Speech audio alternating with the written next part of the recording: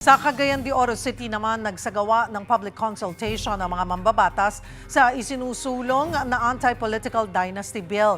Para sa update, magbabalita live mula sa Cagayan de Oro si Mobile Journal, Amy Atienza. Amy, ano ang sentimiento ng mga kapatid natin dyan sa CDO?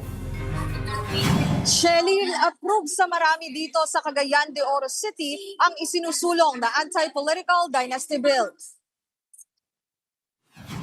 Para sa mga nagbigay ng kanilang pahayag dito sa public consultation, give chance to others daw dahil nalilimitahan na raw sa oportunidad ang mga may kakayahang tumakbo sa pamahalaan.